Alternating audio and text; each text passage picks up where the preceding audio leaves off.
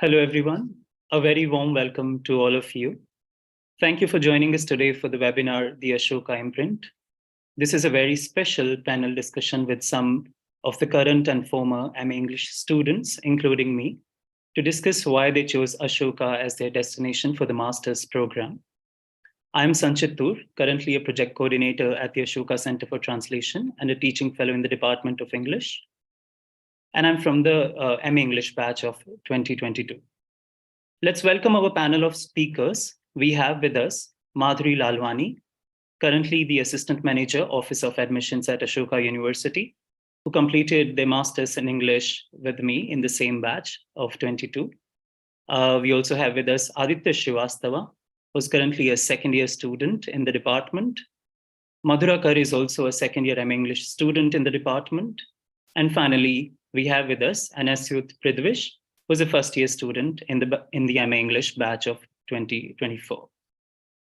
Before we begin, I want to inform our audience that applications are open for the master's program at Ashoka University. The deadline to apply to the MA English program is 31 March 2023. I would also request our audience to kindly type any questions they might have in the Q&A box provided on your Zoom screen, and we will address them towards the end of this session. So without further ado, let's get started. I'm going to request Madhuri to begin by answering the questions I pose. And one by one, all of our four panelists are going to answer these questions. So Madhuri, what were you looking for while deciding your college for the master's program? And why did you choose Ashoka? Okay, so when my undergrad was mostly in Chennai, I studied in Stella Maris College, and so I think I had a very conventional structure, of like an academic structure. And I think when I got to know about Ashoka, one of the things that really attracted me towards even applying was just the fact that the application process in itself was so thorough that it felt like they cared about who I am as a person, what my interests are, why I think the way I think, why I engage with the ideas that I do, more than what my scores are. And I think that in itself, as an individual, I'm not very competitive. I have not been engaging with my academics in that way. So I think just having that sort of a space through the application form itself, I thought that was very telling of the kind of program I was going to have. And I also did definitely want to like explore things outside of the current city I was in. So I came to Sonipat after that. So yeah, I think definitely the hallmark of like the application process was just the fact that I could express my interests and I could express what I was interested in, and why I even cared about it. So it felt like they would care to hear my story, I guess. Thank you, Madhuri. Madhura, if I could also ask you, what were you looking for while deciding your college for the master's or master's in English program? Yeah. So for me, I did my undergrad in Manipal Center for Humanities, and the program there is very research centric. But I grew up in that program through that program, mostly dealing with a mixture of literature, sociology, philosophy. And I was looking for a proper focus on English literature that still retained that research model. And truly, Ashoka just seemed like a really great fit when it came to that, especially having browsed through the faculty and just the kind of the variation in the courses they offer and the options you then have. All of those things tied into why I wanted to apply to this program in the first place. Thanks, Madhura. Aditya, if I could also request you to answer, what is it that led you to choose Ashoka for your master's program? Well, I come from a very different discipline, much like you. I mean, I did electronics and communication before this degree. So I had absolutely no context of English studies, or even humanities for that matter. So I think the entry point for me was I wanted a place which could really understand different requirements for a person who's coming from a different discipline, not assume knowledge and think about new ways of thinking about a discipline basically. And I felt like one of my friends was studying at the YF, and he I was talking to him about how I love creative writing and how I love to read and think. I mean, who doesn't? But he suggested that I was ready for the English program. And so I looked it up and I found that there were students who were doing this, the same thing. And I was surprised to find a place basically in the humanities, which accepts students and also encourages students from different disciplines to apply. So I think my entry point was quite different. And because I was changing disciplines, I think that this was a good place to come to. Thanks, Aditya. And now that you have put me on the spot, I might as well mention that I have a bachelor's in neuroscience, but I, much like Anna, who I'm just going to come to, came to Ashoka to do the Young India Fellowship Program, following which I joined the MA English program. And Anna, if I could ask you to respond to what is it that led you to come to the MA English program, whether or not through the Young India Fellowship Program, because Madhuri and Madhura here have come to the MA English program after having completed their bachelor's in English directly. Yeah, so for me, my story is a bit different. Before my undergrad, I dropped 2 years for medical entrance training. So I was very much having an aptitude for sciences. And due to some reasons, I left sciences, but still I was very much interested in knowing the reasons because of which I had to drop sciences and what could be the sociological possibilities behind that. One of them was caste. I realized that now, but then I wasn't aware. And in my undergrad, I triple majored in English, psychology, and journalism. So I was part of humanities and still having psychology as a course, which was very much related to sciences. So I knew I wanted something interdisciplinary, multidisciplinary, and that's how I ended up doing YF with a hope to do the MLS.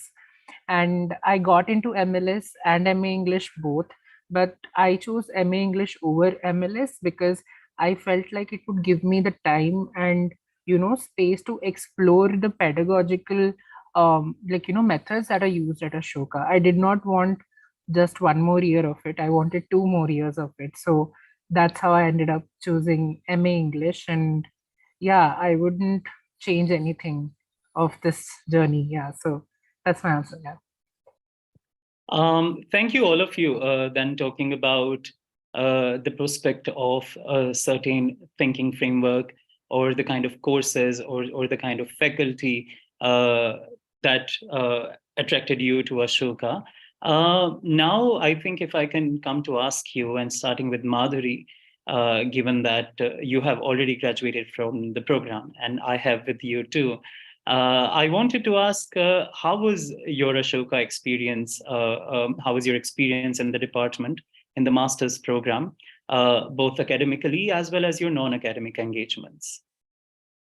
So just beginning with the kind of courses that we did, right? So I think in my undergrad, I was used to a very formative, like I was talking about, that structure. And I think that went with a very specified, what is, like, let's say, what is the canon and what is the contemporary, and sort of just following a very set route that you possibly could draw it yourself. And I think one of the things that I really enjoy about courses at Ashoka is that professors draw courses of their own. So I really see our syllabuses as curations. I see it as, you really understand a professor's vision and you understand what is it that they're trying to align and put together. And I thought all of these were really interesting experiences when it comes to courses. My experience in the program was definitely very fulfilling because I explored a lot of things that I never knew I could study. I explored a lot of things that I would have rendered outside of literature, if that makes sense. So definitely that's something that was equally fulfilling.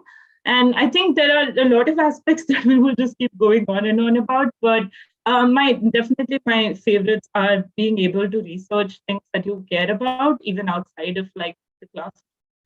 And so it really blurred that distinction between classroom and outside of it, because I think a lot of learning was happening together, a lot of learning was happening without even having a label or a space or a certain course to it. And so I think it was a very holistic sort of a system, even in that way, that you didn't necessarily have to like sit down and say, okay, this is the conversation, this is what we're thinking for. And I think in that way, if I could truly say that it got integrated into everything we were doing in the space and outside of it. And it's something that I experience even at different capacities now. And it really takes me back to my time at Ashoka. Thank you, Madhuri, and I'm glad to have shared that time with you at Ashoka. Now, I'm going to request Aditya, Madhura, and Anna to answer this question. And I also know that all three of you have been engaged in opportunities outside classroom or outside the department on campus during the summer or during the semester. So if you could also talk about the opportunities, the interactions with faculty or guest speakers, and how has that defined or panned out during your Ashoka experience? Of course, it's Anna's second semester, and Aditya and Madhura are already in their fourth semester. So I think we can go with Aditya, Madhura, and then Anna. As far as opportunities outside the class are concerned, I think I got lucky because I started in my first semester. I took a course on translation theory, and then eventually I was really interested in the course, and I ended up performing well in the course, and also having certain interactions with Professor Kothari, who does work on partition, Dalit literature, translation, gender, language, all of these things. And I think that that led to sort of having an opportunity to sort of work at the Center for Translation, where I sent a request to. And I have been working there for a while. And I think what's most engaging about it is, as a student, getting to really understand not just the theoretical implications of it, but also the political, historical relations that govern a certain kind of practice. And how does that run into other things? You know, what are its elsewheres? As Professor Kothari writes in her book, the elsewhere of translation is gender, right? Or the elsewhere of gender in translation. So I think that you won't chance upon certain kind of conversations unless you also try to push outside the academy, and of course through it. So I think that there are a lot of opportunities at the university. Apart from the classes that we take, there's co-curriculars, there's also an option to audit classes, which is lovely. And even the guest lectures, in fact, Professor G. N. Devi just came to the university, and I can't tell you how glad I feel that I was able to hear him speak, because his work with the People's Linguistic Survey of India is brilliant. He is a linguistic scholar. And so I think that opportunities like that, you rarely find otherwise. So I'm really glad for everything apart also from the class. Yeah. Thank you, Aditya. And I'm glad to be your colleague at the Center for Translation. And I'm also glad to be part medievalist with Madhura, who I'd request to answer this question. Yeah. Yeah, I rather enjoy the label of part medievalist because you truly do not come across it enough. Which also leads me to, I think, one of my most favorite outside the classroom opportunities I've had. And I got to, I think the screen froze for a second. Am I still audible? Yes, you are. Yeah. Okay, that's great. Under the Center for Gender and Sexuality Studies, I got to do this internship with Professor Alexandra Verini and Professor Abir Bazaz, where they were editing a collection of essays for this Rutledge Handbook of Gender and Medieval Mysticism. I mean, it's still a working title. And I essentially just got to see the process of this book come alive. As a research assistant, I was looking up a lot of things for the edited introduction our profs were going to write. And I got really lucky because this actually aligns with my academic research interest, which is gender in medieval mysticism. So it was an extra special experience because of that. I was getting to learn all of these new things, take a look at how scholars in the field write their essays, look through them, edit them, just do things of that kind. I think I spent half a month purely on learning citations which can seem like a mundane and banal skill, but it's something you can master and it makes your life that much easier. So I got to experience a lot of things outside the classroom that I was then able to bring into the classroom as well. And I don't know if you can get any more cliche when you say this, but I've had the best time just exploring my interests in this program. Because I remember when I started, I think my first point of anxiety was I don't know what my research interest is as a future academic or as a scholar. When you're sitting in a classroom, you want to be sure of where you come from. But sometimes when you don't have that grounding, just the whole experience of a classroom can feel shaky because you don't know where you lie in it. But I mean, these 2 years give you so much time to just figure out via the various courses that this department offers what your interests might be. I did a very interesting thing in my second sem where I only took courses on medieval literature. And that's how I found out that that was something I was interested in. So I'd say I'm just, yeah, the in-class experiences and the outside of the classroom experiences are both just truly valuable, and they go hand in hand, of course. Thanks, Madhura, for emphasizing how having the option to choose our electives sort of helps us find the kind of disciplinary or subdisciplinary interests that we have, and we can, of course, go on to choose a concentration as if we like. And now I'm going to come to Anna, who I'm sure is also going to is going to speak not only about their experience on campus, but also about studying other people's experience on campus through a project they've been involved in recently. Anna, yeah.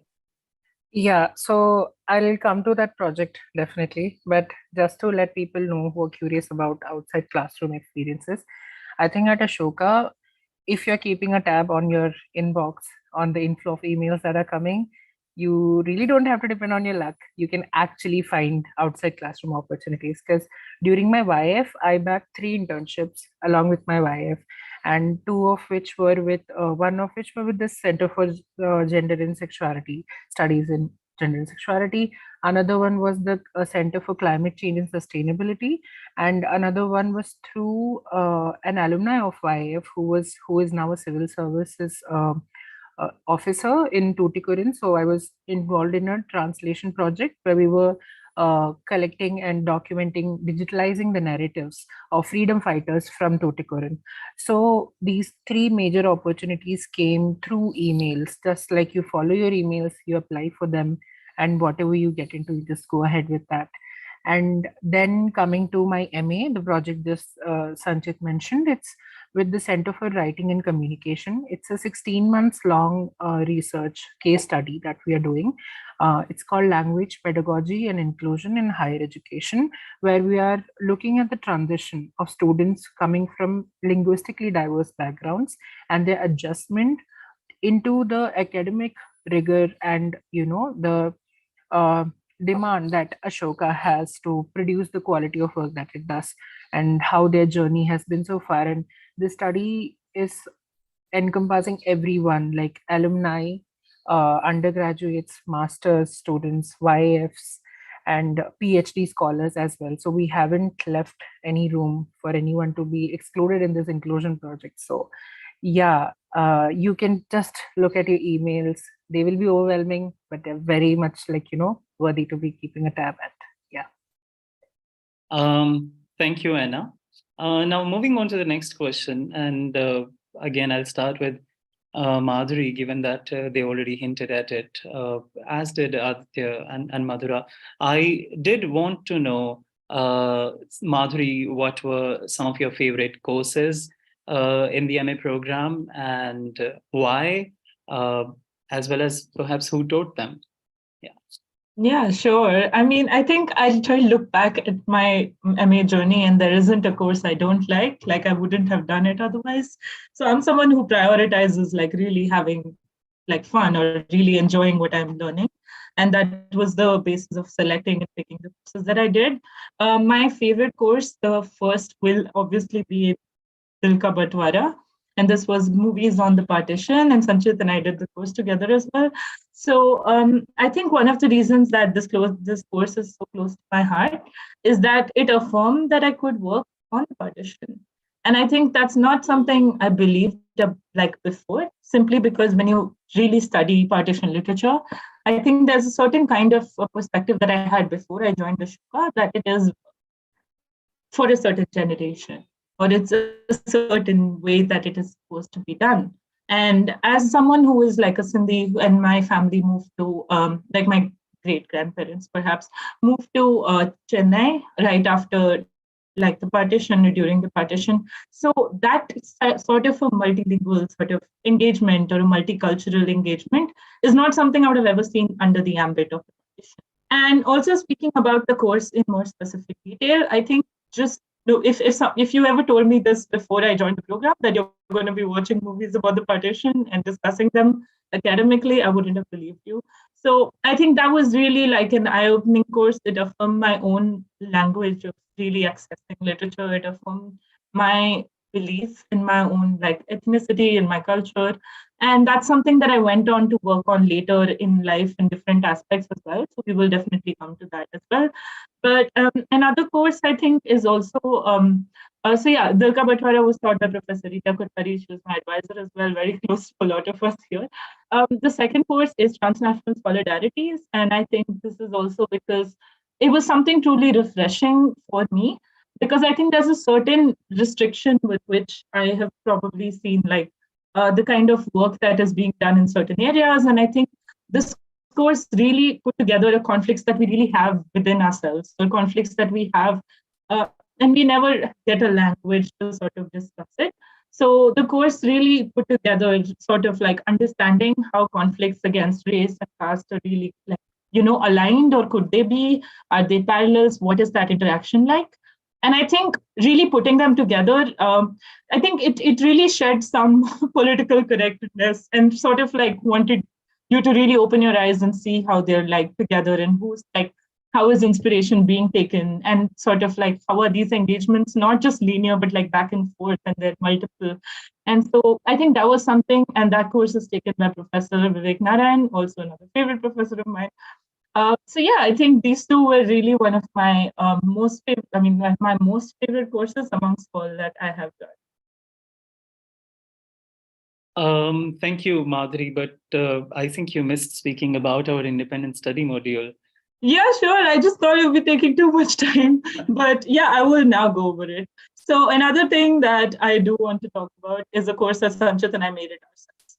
This is also something I never thought was possible, and in an institution like this, in a program like this, it sounds crazy, but it is true. So an ISM, or an independent study module, is where you get the opportunity to design the course with another professor. And you can, the professor obviously has to have the time and resources to be able to spend that time with you over the course of the semester.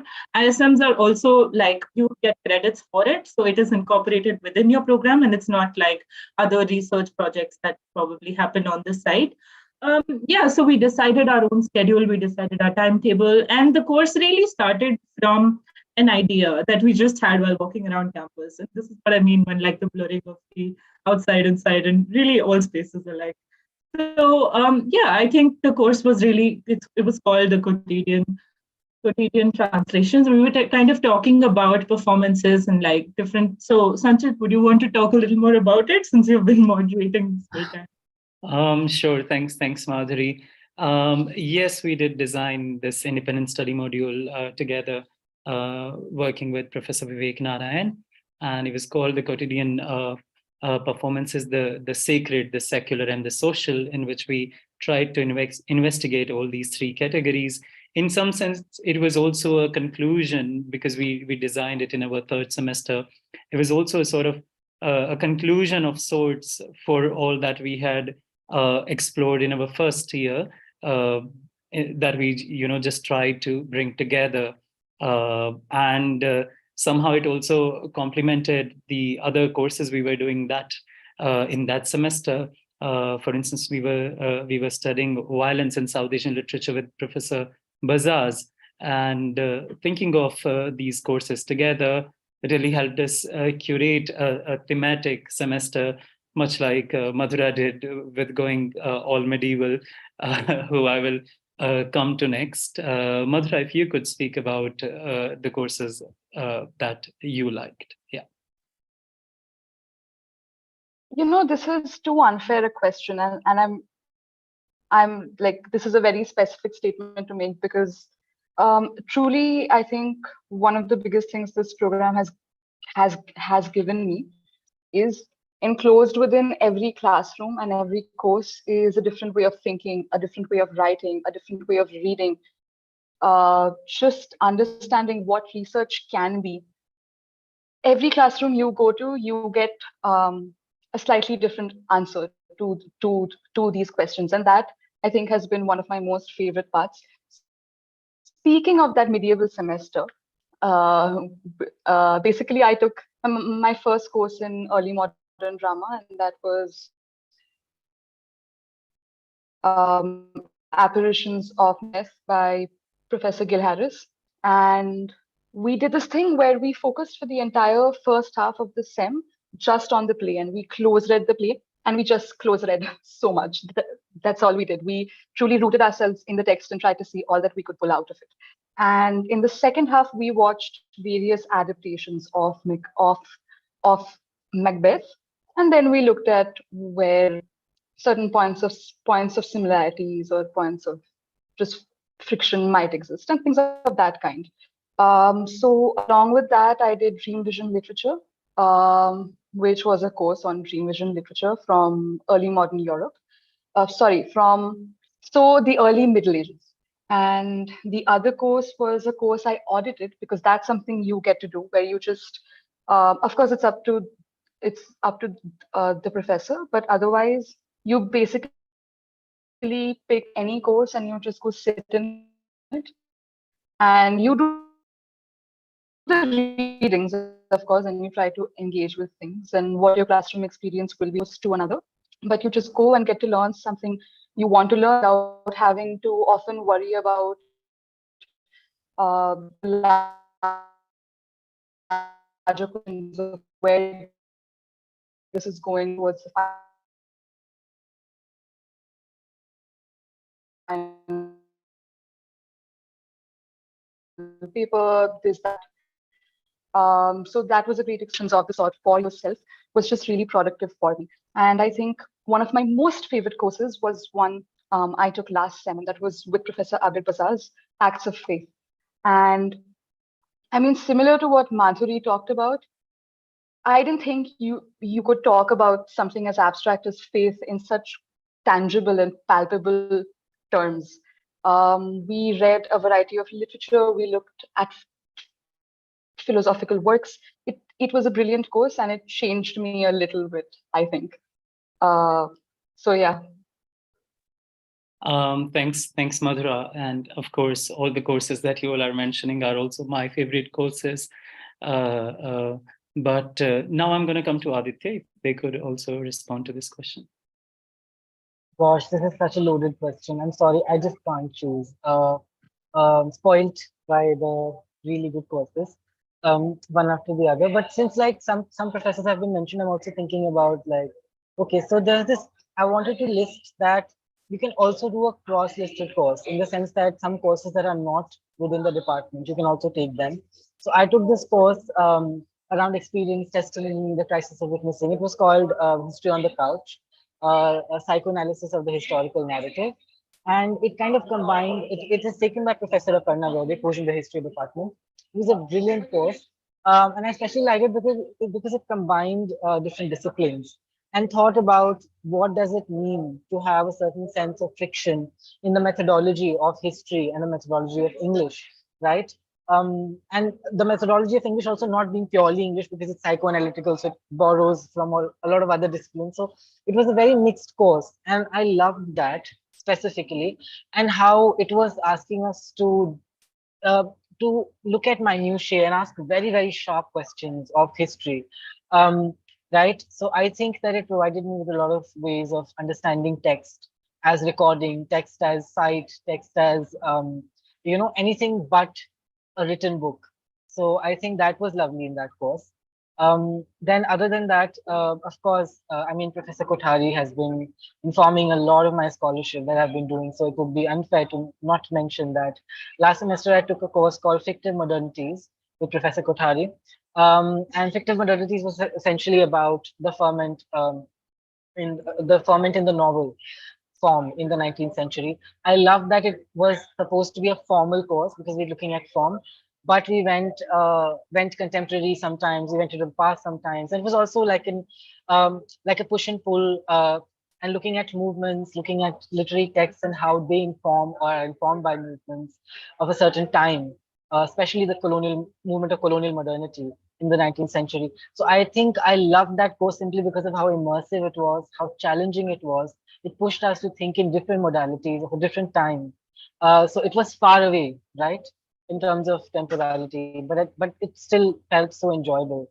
And it made us realize that using a different kind of thinking, you really can step into the past, and why should you also?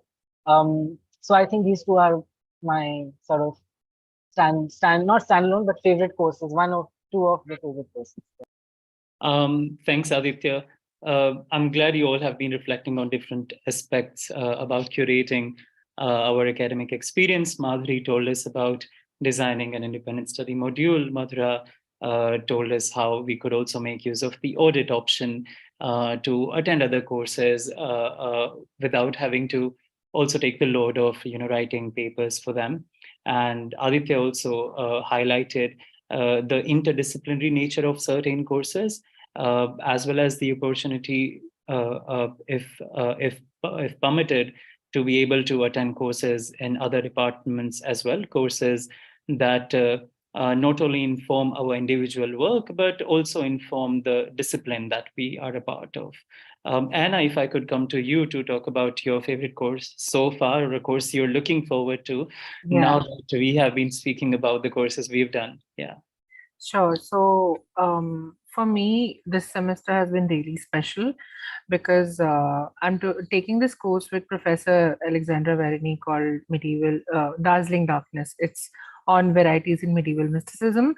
And Sufism is something that was new for me. I've never explored Sufism or anything other than Hindu mythology or mysticism, to be honest. So, and along with that, I'm taking fiction writing workshop with Professor Janice Byron. And for me, what's the beauty is that now I'm working on a trilogy, a series of 3 books, which is fiction based, and it has a lot of mystical elements. And in Professor Verni's course, we had these field trips. So I actually get to be in those places, physically, which I'll be fictionalizing my character's presence in the novel that I'll be coming up with. So for me to curate, this is curation ultimate for me. I don't know if I could be, being able to do such a thing anywhere else. And a course that I'm looking forward to is again an ISM, which I'll be curating with Professor Bittu. So it's also an interdepartmental, I'm just taking those 2 aspects together. And we are planning to read instances, close reading dysphoria in autobiographies written by trans women in comparison with medical literature that exists in psychology around gender dysphoria. So these 2, I would say, are most probably going to be my highlights of my MA experience. So yeah, I just wanted to add that. And along with fiction writing workshop, people who are interested in creative writing, there are translation and poetry workshops as well. And there are publishing seminar also. So it's, if you are somebody who is interested in creative writing, MA in English also provides option to do a creative thesis. So that's also something I'm in conversation with Professor Janice Byron. So so if people there is so much option to choose from, you can really curate your experience. Thank you, Anna. And I'm again glad to hear about the progress that Anna has made with these ideas, because I did hear these ideas from her when she was planning to write that proposal for MLS about a year or a year and a half ago. So, okay, now that we've heard about the courses that are there that were, or the courses that are going to be, courses that you're curating, I do want to hear from all of you a bit briefly. One, if there's something else you would like to add about the program, but also how has the program so far in some of your cases helped you in the roles you're currently at, or the place you're currently at in your academic or other scholarly trajectories, and if there's anything else you wish to reflect upon. Yeah. Should I go first? Yes, Madhuri. Yeah. All right. Okay. So I would, before I talk about what I'm doing now, I think I also want to briefly mention that I got to know about the Summer Institute, which is organized by the International Writing Program by the University of Iowa. I got to know about it kind of through Ashoka, and that was one of the spaces in which I felt most comfortable sharing my writing. And I think one of the reasons I find it at the core of my Ashoka journey is not only the fact that I did the program online during my program itself, so during the summer break at my master's program. And I also did get a chance to go to Iowa. It was a fully funded program, and I got a chance to go there after my turning my thesis in. So that was really fulfilling. And I think a lot of my engagements there as well were of the kind of affirmation that I had received from both, like the kind of writing and sort of affirmation in writing, and also affirmation in really thinking more culturally and the kind of things that I was interested in. As a follow-up, currently I am an assistant manager at the Office of Admissions. So I think there was one of these things where I had finished my master's and I realized that, I do want to take some more time synthesizing things that I have learned and sort of really figuring out where I want to go next. But I also didn't want to be entirely removed from the system and from the things that we did and engaged with. So certainly, like being here really keeps me within the loop of Ashoka. It really feels like the transition was really not loud at all. It was a very comfortable transition.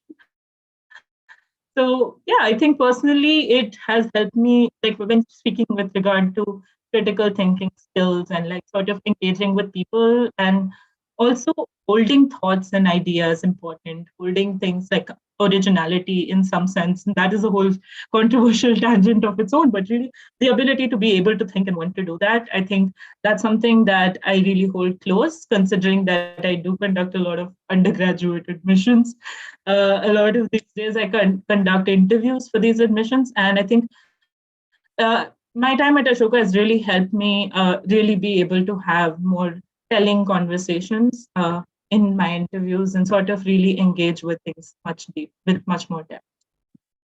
Thank you, Madhuri. Also talking about your Iowa experience, which was great, I know, but also mentioning the relief that comes in after having turned in the thesis, which I don't think Aditya and Madhura would relate to right now because they're working on their thesis as they approach the conclusion of the MA program. So Madhura and Aditya, if you could reflect on your journey so far in the department and Ashoka. Yeah. So other than the fact that I have my lovely thesis to turn in very soon, I'm also doing this thing where I'm a teaching assistant for a course. So that's TAing for a course. Right now, I'm doing it for Professor Abir Bazaz's film theory. I did one last sem too. You do get those chances. And what that really means is you get to be in a classroom as a TA, not as a student. You often handle logistical details, and you're also engaging with the texts to some degree, and you get to sit in a class and look at that bridge that forms between the faculty member and the students, and actively be a part of the bridge. So it gives you a lot of insight into the classroom and from a slightly different perspective. And for me, that was key because experiences like that made me realize that I want to stay in academia. I want to be a part of this classroom. As a researcher, you get to stay a student. That's something that's the most appealing to me. And another thing I got to do as a part of my TA-ship experience last sem was I got to take a lecture of my own. This, if permitted, you get to take a class, and I mean that was a massive opportunity of course, and yet another dart in the direction of you should stay in academia because you'll end up asking yourself quite a bit: is this the route? Is this the route? What do I do after this? Your program itself will hold the answers to that. Thank you, Madhura, and also for adding how the opportunity to be able to assist a faculty member, professor in the department as their teaching assistant, is also not only a key to one's experience in the department or discipline, but also something that makes the otherwise overwhelming idea of going for a PhD and the trajectory to take somewhat approachable. It contextualizes it a bit, and having been a teaching assistant for a while, I think I can also second you on that. Aditya, if we could come to you quickly. Yeah, very quickly. I was just thinking about also, of course, the journey of the university, right? But a lot of times we see the university as a separate space, or a closed space, but I think that it's rarely that. And the one thing that I've also experienced is that it has the work at the university, especially when you're in the humanities, has in some ways punctured what I also do outside in good ways, actually. If you take puncture to be a positive term, and the other way around. I mean, I think that my own experience, I think I'm still learning how to think of experience as a category to examine and to use to theorize, right? And the one thing that I've learned, of course, Professor Kothari, but also, other scholars, Gopal Guru, Sundar Sarukai, which Sanchez is very well aware of, is that experience is a category of its own, right? It's not some kind of anecdote that you sprinkle at the beginning of a paper and leave it aside to go on to theory. Theory is an intensification of experience. So I think it also has been a very personal journey in that sense of self-examination, examination of the world, rather than just being confined to the physical space of the university or or even the emotional mental space of the university or the space that it occupies in your life. So it's less compartmentalization and more opening up and looking at fractures in both. Yeah. Thanks, Aditya. And I should certainly not start speaking about Guru and Sarukai's work because that would be a very long conversation. But thank you for bringing that in. Anna, if I could also come to you to respond to the same question. Yes. Yeah, so to summarize my experience, I would say as much as it has been academically fulfilling, I would say coming from the backgrounds that I do, Ashoka's financial aid, both during my YF and MA English, made it possible for me to be here. And not just that, like you get into a space, but then there are other expenses so that come up that that just you would not actually like um, assume or insinuate. So for me, like the current project that I'm doing is a paid project. So and at Ashoka, one thing that I've heard from other students as well, albeit undergrad, like if you need an opportunity to work in the university where you're getting paid, if there is at present, if something's not available, you can still go and talk to the center or like whichever area in the university you would like to work, and they would find out an internship or like find a space for you to work and earn enough so that you can sustain yourself. So that way it has been I don't know if sadly if not for Ashoka, where else I could be studying and earning at the same time, because this financial independence as a trans woman in academia is the most empowering thing, as much as the knowledge I gain from here is. So that way it has been very much holistic. And I also want to mention about the ACWB, the Ashoka Center for Wellbeing, that we have here, be it your academic stress or anything that's bothering you that is at the end of the day affecting your academic performance for which you are here. There is a very much, well equipped counseling center.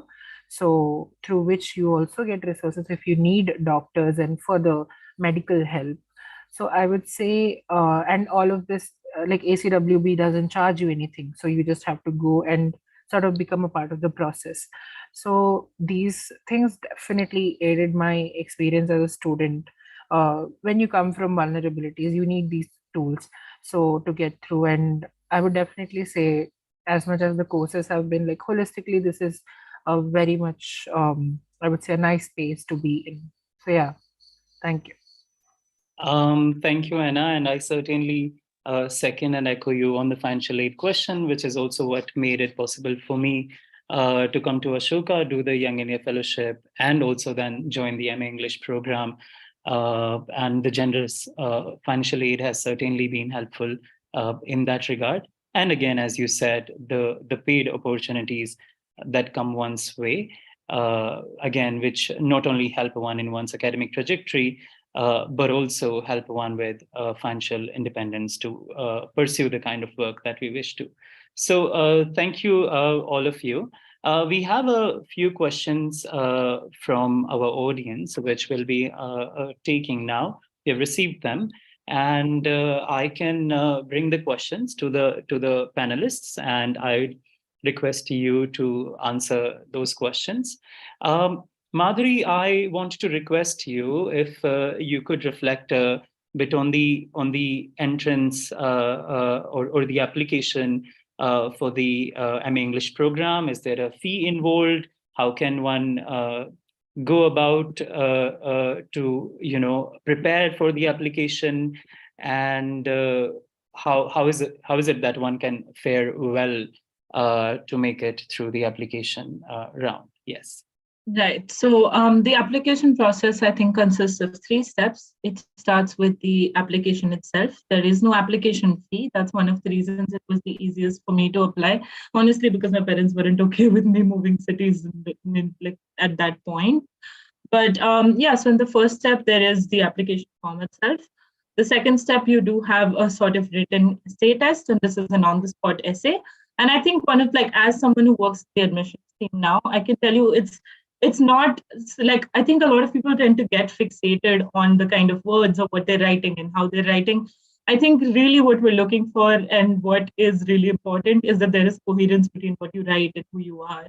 And that's one of the very good ways to fare well in any application. Try to be most honest and genuine version of that you can put forth, right? So that's something. I think there are certain things that I've learned now that back then I was negligent about. They were on my application as well. But I think these are things that you learn and grow, and that's definitely more important to be honest and be yourself than really present a version of what you think the university is looking for. Because when it comes to graduate level as well, all of us are so distinct. We have so many distinct interests, and the fact we come from different disciplines really tells you that there is no one recipe, there is no one prototype of who a master's English kid will look like. But there's definitely, I think, in seeing merit in your own thoughts and really wanting to work towards them. So that is something. And the first is the application, the second is the on-the-spot essay round, and the third is the interview. So yeah, I think that would be my answer. Yes, thank you for the response, Madhuri. There are a couple of questions about the kind of opportunities that are available, which we have already spoken about. All of us spoke about them. There are then some questions about the difficulty of the program, and I think Aditya and I are also somewhat prepared to answer this question, given that we didn't come with a background in the humanities or the social sciences. Aditya, would you like to comment on the difficulty of the program? Yeah. That's a complicated question. I think it's a trajectory, honestly, because when I also came into the program, it was quite challenging, to be very honest. And challenging in the good way, I think, because in my first, I'd never written any research paper, if you ask me, actually. So then I was writing my first ever research paper as a midterm paper for Professor Bazaz's course on violence. And I sent it in and he sent such great feedback on it. He had good things to say and also some critique of what I was thinking about, but there was a serious engagement with my ideas and a close reading of what I had written. And I think that kind of close attention, it's it was like really special to me, to be very honest. And I think that it is through this sort of process that I also built a space for myself in the program, not just in the program here, but also in the discipline itself, right? And the way you think. I think it's also about a lot of academic language. You know, the language of the episteme can somehow feel challenging at first, but I think it's more about, I think that this place made me feel like it's more about ideas and more about also challenging the episteme rather than simply going into it and adopting its terms and then speaking its language. So I think that really helped. And the fact that I was doing a translation theory course in my very first semester, so there was a sense of continuity or even fractures that you examine between your language and the other language that you are supposedly now studying, right? So I think that helped. And by now, I think I'm pretty confident in the ideas that I speak about, and I'm pretty confident whether it is a critique of some ideas or whether it is building my own arguments. I think I've come a long way from where I was in my very first semester when I was just starting out in the humanities. So I would say it is difficult, but it's difficult because it has to be, and because you learn so much dealing with that difficulty and understanding why it is difficult and how it is difficult. So I think that they should really understand that the program will make, the friction of difficulty will help. Yeah, that's what I want to say. Thanks for that, Aditya. There are a couple of questions, as I'd mentioned, about opportunities. And just to add to that, we do have the Career Development Office here, which helps one with their placements in their final year. And otherwise, too, opportunities in sectors such as publishing, journalism, media, education, consulting. These are some of the opportunities that my batchmates, given that we were the first MA English graduating batch, my batchmates have gone on to consider and be in these sectors, consider these opportunities. And as far as the nature of the classroom, the nature of engagement with the teachers is concerned, given that we have a few questions about that, is that while the M English batch is about 20 students, given that mostly we do elective courses apart from the compulsory courses, like the compulsory course in literary theory or writing and research methodology, we are mostly doing electives, and we have about 15 to 20 people in all our classes. In our elective classes, we will also have, for instance, PhD students with us, as well as the fourth year undergraduate students who are doing their advanced diploma.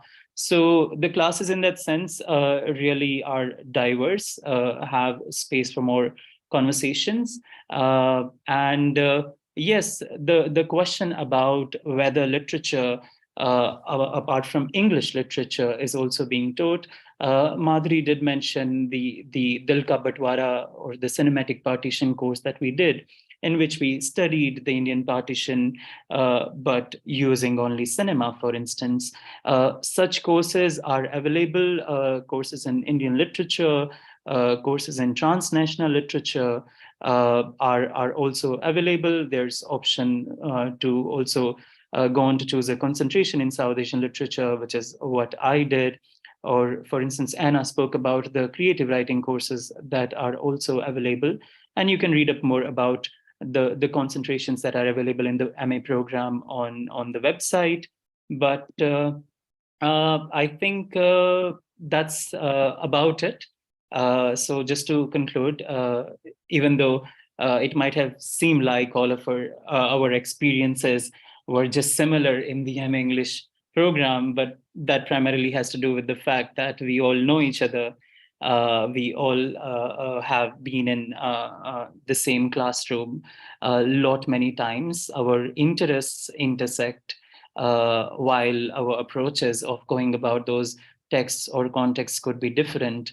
It's just that we find ourselves at the intersections of so many questions and so many subdisciplinary conversations, that it might seem like we all have just done the same courses, which is, well, not quite the case. But that's about it. I think I just now want to thank all our panelists for participating in this panel. I had a great time, as always, interacting with you and hearing your reflections on the MA English program. So as you can see in the chat box, this is my request to the audience members, that we would really appreciate if you could please take a minute to share your feedback with us. The link has been shared again. And please also note that the recording of this session will be available on Ashoka's YouTube channel, in case you wish to go back to it or share it with other contexts of yours. And before we go, I also want to announce and invite you all to the Masters Open Day on 17th of March. It's an excellent opportunity for you to come to Ashoka, experience what it is like to be here, take a campus tour, and interact with faculty as well as current Ashoka students. And do note that the deadline to apply to the master's program is 31st March 2023.